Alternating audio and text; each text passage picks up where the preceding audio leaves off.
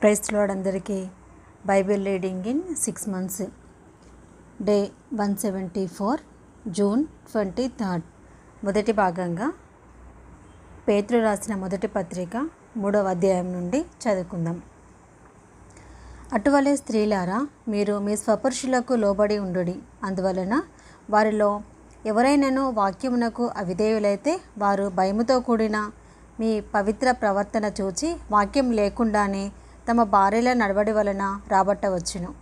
జడలు అల్లుకొనుటయు, బంగారు నగలు పెట్టుకొనుటయు, వస్త్రములు ధరించుకొనుటయునను వెలుపటి అలంకారము మీకు అలంకారముగా ఉండక, సాధువైనట్టు మృదువైనట్టునైన గుణమును అక్షయాలంకారము గల మీ హృదయపు అంతరంగ స్వభావమును మీకు అలంకారముగా ఉండవలెను. అది దేవుని దృష్టికి మిగుల విలువ కలది. అటువలే పూర్వము దేవుణ్ణి ఆశ్రయించిన పరిశుద్ధ స్త్రీలను తమ స్వపురుషులకు లోబడి ఉండుట చేత తమను తాము అలంకరించుకొనిరి.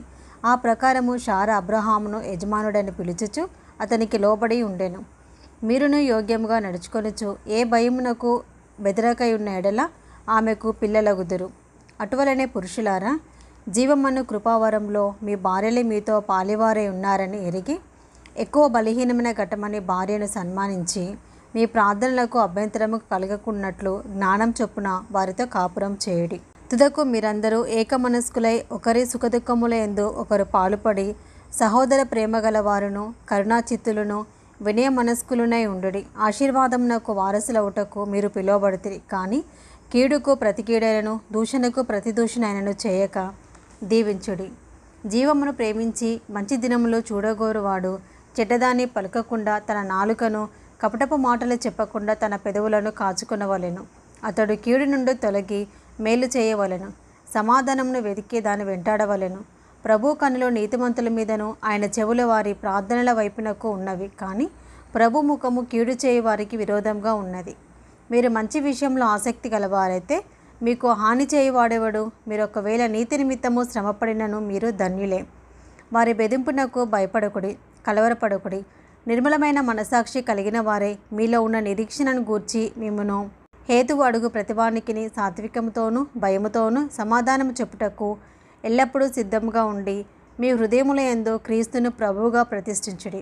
అప్పుడు మీరు దేని విషయమై దుర్మార్గులను దూషింపబడుదురో దాని విషయమై క్రీస్తునందున్న మీ సత్ప్రవర్తన మీద అపనింద వేయవారు సిగ్గుపడుదురు. దేవుని చిత్తం అలాగున్నడలా కీడు చేసి శ్రమపడుట కంటే మేలు చేసి శ్రమపడుటే బహు మంచిది. ఏలయనగా మనలను దేవుని యొద్దకు తెచ్చుటకు అనీతిమంతుల కొరకు నీతిమంతుడైన క్రీస్తు శరీర విషయంలో చంపబడియు ఆత్మ విషయంలో బ్రతికింపబడి పాపముల విషయంలో ఒక్కసారే శ్రమపడెను. దేవుని దీర్ఘశాంతం ఇంకా కనిపెట్టుచుండినప్పుడు పూర్వము నోవాహు దినములలో ఓడ సిద్ధపరచుచుండగా అవిధులైన వారి యొద్దకు అనగా చెరలో ఉన్న ఆత్మల యొద్దకు ఆయన ఆత్మరూపిగానే వెళ్ళి వారికి ప్రకటించెను. ఆ ఓడలో కొందరు అనగా 8 మంది నీటి ద్వారా రక్షణ పొంది దానికి సాదృశ్యమైన బాప్టిజము ఇప్పుడు మిమ్మును రక్షించుచున్నది. అదేదనగా శరీర మాలిన్యం తీసివేయుట కాదు, కానీ యేసుక్రీస్తు పునరుద్ధాన మూలంగా దేవుని విషయము నిర్మలమైన మనసాక్షినిచ్చు ప్రత్యుత్తరమే. ఆయన పరలోకమునకు వెళ్ళి దూతల మీదను అధికారుల మీదను శక్తుల మీదను అధికారము పొందినవాడై దేవుని కుడిపార్శ్వమున ఉన్నాడు. పేతురు రాసిన మొదటి పత్రిక 4వ అధ్యాయము. క్రీస్తు శరీరమందు శ్రమపడెను కనుక మీరును అట్టి మనసును ఆయుధముగా ధరించుకొనుడి. శరీర విషయంలో శ్రమపడిన వాడు శరీరమందు జీవించు మిగిలిన కాలము ఇక మీదట మనుజాశలను అనుసరించి నడుచుకొనక దేవుని ఇష్టానుసారముగానే నడుచుకొనున్నట్లు పాపంతో జోలిక నేమియూ లేక ఉండును. మనము పోకిరి చేష్టలు, దురాశలు, మద్యపానము, అల్లరితో కూడిన ఆటపాటలు, త్రాగుబోతుల విందులు, చేయదగని విగ్రహ పూజలు మొదలైన వాటి యందు నడుచుకొనుచు అన్యజనుల ఇష్టం నెరవేర్చుచుండుటకు గతించిన కాలమే చాలును. అపరిమితమైన ఆ దుర్వ్యాపారమునందు తమతో కూడా మీరు పరిగెత్తకపోయినందుకు వారు ఆశ్చర్యపడుచు మిమ్మల్ని దూషించుచున్నారు. సజీవులకును మృతులకును తీర్పు తీర్చుటకు సిద్ధంగా ఉన్న వానికి వారు ఉత్తరవాదులై ఉన్నారు. మృతులు శరీర విషయంలో మానవరీత్యా తీర్పు పొందినట్లును ఆత్మ విషయంలో దేవుని బట్టి జీవించినట్లును వారికి కూడా సువార్త ప్రకటింపబడెను. అయితే అన్నిటి అంతము సమీపమై ఉన్నది. కాగా మీరు స్వస్థబుద్ధి గలవారై ప్రార్థనలు చేయుటకు మెలకువగా ఉండుడి. ప్రేమ అనేక పాపములను కప్పును కనుక అన్నిటికంటే ముఖ్యంగా ఒకని ఎడల ఒకడు మికుటమైన ప్రేమ గలవారై ఉండుడి. సనుగు కొనకుండా ఒకనికి ఒకడు ఆతిథ్యము చేయుడి. దేవుని నానా విధమైన కృప విషయమే మంచి గృహ నిర్వాహకులై ఉండి, ఒక్కొక్కడు కృపావరము పొందిన కొలది ఒకరినొకడు ఉపచారం చేయుడి. ఒకడు బోధించినడలా దైవోక్తులను బోధించినట్టు బోధింపవలెను. ఒకడు ఉపచారం చేసినడలా దేవుడు అనుగ్రహించు సామర్థ్యమునొంది చేయవలెను. ఇందువలన దేవుడు అన్నిటిలోనూ యేసుక్రీస్తు ద్వారా మహిమపరచబడును. యుగయుగములు మహిమయు ప్రభావమును ఆయనకుండునుగాక. ఆమేన్. ప్రియులారా, మిమ్మును శోధించుటకు మీకు కలుగుచున్న అగ్ని వంటి మహాశ్రమను గూర్చి మీకేదో ఒక వింత సంభవించినట్లు ఆశ్చర్యపడకుడి. క్రీస్తు మహిమ బయలుపరచబడినప్పుడు మీరు మహా ఆనందముతో సంతోషించు నిమిత్తము క్రీస్తు శ్రమలలో మీరు పాలేవారే ఉన్నంతగా సంతోషించుడి. క్రీస్తు నామము నిమిత్తము మీరు నింద పాలై నెడల మహిమాస్వరూపి అయిన ఆత్మ అనగా దేవుని ఆత్మ మీ మీద నిలుచుచున్నాడు కనుక మీరు ధన్యులు. మీలో ఎవడనూ నరహంతకుడుగా కానీ, దొంగగా కానీ, దుర్మార్గుడుగా కానీ, పరుల జోలికి పోవాడుగా కానీ బాధ అనుభవింపతగదు. ఎవడైనను క్రైస్తవుడైనందుకు బాధ అనుభవించినడలా అతడు సిగ్గుపడక ఆ పేరును బట్టియే దేవుణ్ణి మహిమపరచవలెను. తీర్పు దేవుని ఇంట యొద్ద ఆరంభమొక కాలము వచ్చి ఉన్నది. అది మన యొద్దనే ఆరంభమైతే దేవుని సువార్తకు అవిధేయులైన వారి గతి ఏమవును? మరియు నీతిమంతుడే రక్షింపబడట దుర్లభమైతే భక్తిహీనుడిను పాపియు ఎక్కడ నిలుతురు? కాబట్టి దేవుని చిత్త ప్రకారము బాధపడు వారు సత్ప్రవర్తన కలవారే నమ్మకమైన సృష్టికర్తకు తమ ఆత్మలను అప్పగించుకొనవలెను. పేతురు రాసిన మొదటి పత్రిక 5వ అధ్యాయము. తోటి పెద్దను క్రీస్తు శ్రమలను గూర్చిన సాక్షిని బయలుపరచబడబోవు మహిమలో పాలివాడునైన నేను మీలోని పెద్దలను హెచ్చరించుచున్నాను. బలిమి చేత కాక దేవుని చిత్త ప్రకారము ఇష్టపూర్వకముగాను దుర్లాభాపేక్షతోనూ సిద్ధ మనసుతోనూ మీ మధ్యనున్న దేవుని మందరిని పై విచారణ చేయుచు దానిని కాయుడి. మీకు అప్పగింపబడిన వారిపైన ప్రభువులైనట్టు ఉండక మందకు మాదిరులుగా ఉండుడి. ప్రధాన కాపరి ప్రత్యక్షమైనప్పుడు మీరు వాడవాడని మహిమా కిరీటము పొందుదురు. చిన్నలారా, మీరు పెద్దలకు లోబడి ఉండుడి. మీరందరూ ఎదుటివారి ఎడల దీన మనసు అను వస్త్రము ధరించుకొని మిమ్మును అలంకరించుకొనుడి. దేవుడు అహంకారాలను ఎదిరించి దీనులకు కృప అనుగ్రహించును. దేవుడు తగిన సమయమందు మిమ్మల్ని హెచ్చించినట్లు ఆయన బలిష్టమైన చేతి కింద దీన మనస్కులై ఉండుడి. ఆయన మిమ్మల్ని గూర్చి చింతించుచున్నాడు కనుక మీ చింత యావత్తు ఆయన మీద వేయుడి. నిబ్రమైన బుద్ధిగలవారే మెలకువగా ఉండుడి. మీ విరోధి అయిన అపవాది గర్జించు సింహం వల్లే ఎవరిని మింగుదునా అని వెదుకుచూ తిరుగుచున్నాడు. లోకమందున్న మీ సహోదరులందు ఏ విధమైన శ్రమలు నెరవేర్చుండవని ఎరిగి విశ్వాసమందు స్థిరులై వారిని ఎదిరించుడి. తన నిత్య మహిమకు క్రీస్తునందు మిమ్మల్ని పిలిచిన సర్వకృపానిధియగు దేవుడు కొంచెము కాలము మీరు శ్రమపడిన తర్వాత పిమ్మట తానే మిమ్మును పూర్ణులుగా చేసి స్థిరపరిచి బలపరచును. యుగయుగములకు మహిమా ప్రభావములు కలుగునుగాక. ఆమెన్.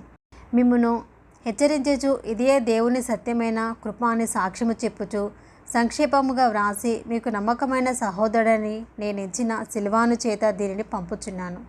ఈ సత్యకృపలో నిలకడగా ఉండుడి. బబులోనులో మీ వలె నేర్పరచబడిన ఆమెయు నా కుమారుడైన మార్కును మీకు వందనములు చెప్పుచున్నారు.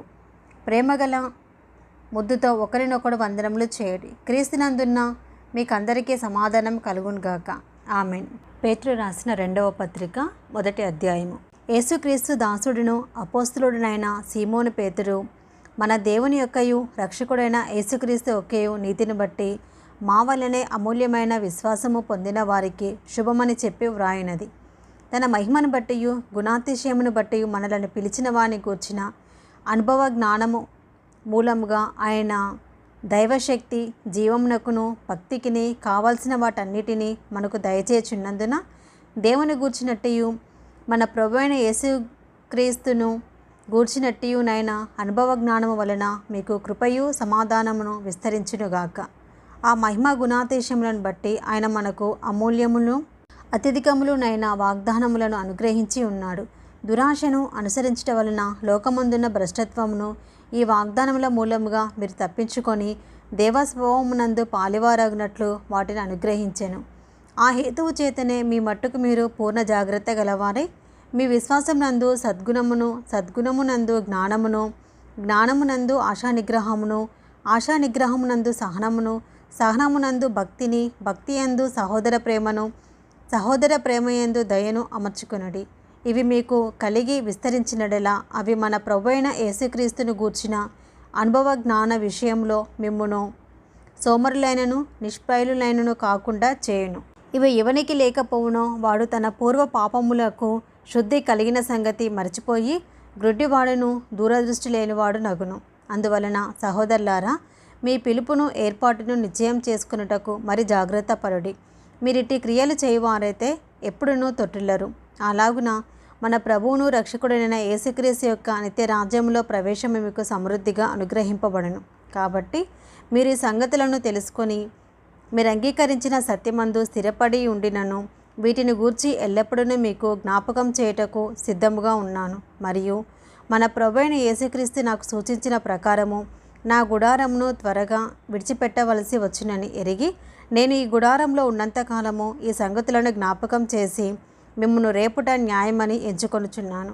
నేను మృతి పొందిన తర్వాత కూడా మీరు నిత్యము వీటిని జ్ఞాపకం చేసుకున్నట్లు జాగ్రత్త చేతును. ఏలయనగా చమత్కారముగా కల్పించిన కథలను అనుసరించి మన ప్రభువైన యేసుక్రీస్తు యొక్క శక్తిని, ఆయన రాకడను మేము మీకు తెలుపలేదు, కానీ ఆయన మహత్యమును మేము కన్నులారా చూచిన వారమై తెలిపితిమి. ఈయన నా ప్రియ కుమారుడు, ఈయన యందు నేను ఆనందించుచున్నాను అను శబ్దము మహాదివ్య మహిమ నుండి ఆయన యొద్దకు వచ్చినప్పుడు తండ్రి అయిన దేవుని వలన ఘనతయు మహిమయు ఆయన పొందగా మేము ఆ పరిశుద్ధ పర్వతము మీద ఆయనతో కూడా ఉండిన వారమై ఆ శబ్దము ఆకాశము నుండి రాగా వింటిమి. మరియు ఇంతకంటే స్థిరమైన ప్రవచన వాక్యము మనకున్నది. తెల్లవారి వేకువచుక మీ హృదయములలో ఉదయించే వరకు ఆ వాక్యము చీకటి గల చోటున వెలిగిచ్చు దీపమైనట్టు ఉన్నది. దాని యందు మీరు లక్ష్యముచ్చినడలా మీకు మేలు. ఒకడు తన ఊహను బట్టి చెప్పుట వలన లేఖనములో ఏ ప్రవచనమును పుట్టదని మొదట గ్రహించుకొనవలెను. ఏలయనగా ప్రవచనము ఎప్పుడునూ మనిషిని ఇచ్చను బట్టి కలగలేదు, కానీ మనుషులు పరిశుద్ధాత్మ వలన ప్రేరేపింపబడిన వారై దేవుని మూలముగా పలికిరి. 2వ అధ్యాయము. మరియు అబద్ధ ప్రవక్తలు ప్రజలలో ఉండిరి, అటువలనే మీలోనూ అబద్ధ బోధకులుందురు. వీరు తమను కొనిన ప్రభువును కూడా విసర్జించుచు తమకు తామే శీఘ్రముగా నాశనము కలగజేసుకొనుచు నాశనకరమగు భిన్నాభిప్రాయములను రహస్యముగా బోధించుదురు. మరియు అనేకులు వారి పోకిరి చేష్టలను అనుసరించి నడుతురు. వీరిని బట్టి సత్యమార్గము దూషింపబడును. వారు అధిక లోబులై కల్పనా వాక్యములు చెప్పుచు మీ వలన లాభము సంపాదించుకుందురు. వారికి పూర్వం నుండి విధింపబడిన తీర్పు ఆలస్యము చేయొచ్చు, వారి నాశనము కునికి నిద్రపోదు. దేవదూతలు పాపము చేసినప్పుడు దేవుడు వారిని విడిచిపెట్టక పాతాళ లోకమందలి కటిక చీకటి గల బిలములలోనికి త్రోసి తీర్పుకు కావలిలో ఉంచుటకు వారిని అప్పగించెను. మరియు ఆయన పూర్వకాలమందున లోకమును విడిచిపెట్టక భక్తిహీనుల సమూహము మీదికి జలప్రలయమును రప్పించినప్పుడు నీతిని ప్రకటించిన నోవాహును మరి 7 కాపాడాను. మరియు ఆయన సోదమ గోమొర్రా పట్టణములను భస్మం చేసి ముందుకు భక్తిహీనులకు వారికి వాటిని దృష్టాంతంగా ఉంచుటకే వాటికి నాశనము విధించి దుర్మార్గుల కామ వికారయుక్తమైన నడవడి చేత బహుబాధపడిన నీతిమంతుడగు లోతును తప్పించాను. ఆ నీతిమంతుడు వారి మధ్యను కాపురం ఉండి తాను చూచిన వాటిని బట్టియు వినిన వాటిని బట్టియు వారి అక్రమమైన క్రియల విషయంలో దినదినము నీతిగల తన మనసును నొప్పించుకొనుచూ వచ్చెను. భక్తులను శోధనల నుండి తప్పించుటకును దుర్నీతి పరులను ముఖ్యముగా మలినమైన దురాశ కలిగి శరీరానుసారముగా నడుచుకొనుచు ప్రభుత్వమును నిరాకరించుచు శిక్షలో ఉంచబడిన వారిని తీర్పు దినము వరకు కావలి ఉంచుటకును ప్రభువు సమర్థుడు. వీరు తెగువగలవారును స్వేచ్ఛాపరులనై మహాత్ములను దూషింప వెరువకై ఉన్నారు. దేవదూతలు వారికంటే మరి అధికమైన బలమును శక్తియు గలవారైనను ప్రభు ఎదుట వారిని దూషించి వారి మీద నేరము మోప వెరుతురు. వారైతే పట్టబడి చంపబడుటకే స్వభావసిద్ధముగా పుట్టిన వివేక శూన్యములగు మృగముల వలె ఉండి తమకు తెలియని విషయములను గూర్చి దూషించుచు తమ దుష్ప్రవర్తనకు ప్రతిఫలంగా హాని అనుభవించుచు తాము చేయు నాశనముతోనే తామే నాశనము పొందురు. ఒకనాటి సుఖానుభవము సంతోషమని ఎంచుకుందరు. వారు కలంకములను నిందాస్పదములైన తమ ప్రేమ బిందులలో మీతో కూడా అన్నపానములు పుచ్చుకొనుచు తమ భోగముల యందు సుఖించుదురు. వ్యభిచారిని చూచి ఆశించు పాపము మానలేని కన్నుల గలవారును అస్థిరులైన వారి మనసులను మరలుగొల్పుచు లోభిత్వమందు సాధకము చేయబడిన హృదయము గలవారును శాపగ్రస్తులనై ఉండి తిన్నని మార్గమును విడిచి బెయేరు కుమారుడైన బిలాము పోయిన మార్గమును బట్టి త్రోవ తప్పిపోయిరి. ఆ బిలాము దుర్నీతి వలన కలుగు బహుమానమును ప్రేమించెను. అయితే తాను చేసిన అతిక్రమము నిమిత్తము అతడు గద్దింపబడెను. ఎట్లనగా నోరు లేని గార్ధబము మానవ స్వరంతో మాటలాడి ఆ ప్రవక్త యొక్క వెర్రితనము అడ్డగించెను. వీరు నీళ్లు లేని బావులను పెనుగాలికి కొట్టుకొని పోవు మేఘములనే ఉన్నారు. వీరి కొరకు గాఢంధకారము భద్రము చేయబడి ఉన్నది. వీరు వ్యర్థమైన డంబకపు మాటలు పలుకుచు తామే శరీర సంబంధమైన దురాశలు గలవారై తప్పు మార్గమందు నడుచుకొని వారిలో నుండి అప్పుడే తప్పించుకొనిన పోకిరి చేష్టల చేత మరలు గొల్పుచున్నారు. తామే భ్రష్టత్వమునకు దాసులై ఉండియు అట్టి వారికి స్వాతంత్రం ఇత్తుమని చెప్పుదురు. ఒకడు దేని వలన జయింపబడునో దానికి దాసుడగును కదా.